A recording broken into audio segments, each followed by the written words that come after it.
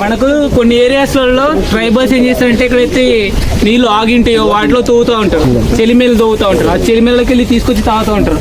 అలాంటి వాళ్ళు ఏం చేస్తారంటే వాటర్ని తీసుకొచ్చేసి ఇదే చిల్లగింజ అది తీసుకొచ్చేసి ఏంటంటే ఈ గింజలు అనేటువంటి ఆ వాటర్లో వేస్తే అందులో ఉన్నటువంటి ఆ మడ్డి, ఆ పార్టికల్స్ ఏవైతే ఉన్నాయో డస్ట్ పార్టికల్స్ అన్ని కింద ప్రెసిపిటేట్ అవుతాయి, పెరిగిపోతాయి. అప్పుడు ఆ పైన ఉన్నటువంటి వాటర్ని తాగుతాం. దీన్ని వాటర్ ప్యూరిఫైయింగ్ నట్ అంటాం, స్టిక్నాస్ పొటాటోరం, చిల్లగింజ అంటాం. మనకే కాకుండా పక్షులకు దీని ఫ్రూట్స్ తింటారు, ప్లస్ ఈ గింజల్ని మనం కూడా తింటాం. చెప్పాలంటే జనరల్గా దీన్ని ఎక్కువగా ఎవరు వాడతారంటే ఈ జనరల్గా ఈ తంబాకు నమ్మిన వాళ్ళు, సిగరెట్, గుట్కా ఈ అలవాటు ఉంటుంది కదా, వాళ్ళకు నోరు ఎప్పుడు ఆడాల. కాబట్టి అలవాటు పోవాలంటే ఈ గింజను వేసుకొని మీరు మార్నింగ్ నుంచి ట్రై చేస్తే ఈవినింగ్ అయిపోతుంది, నోట్ల అంత అరుగుతుంది. మార్నింగ్ నుంచి ట్రై చేస్తే ఈవినింగ్ అరిగిపోతుంది.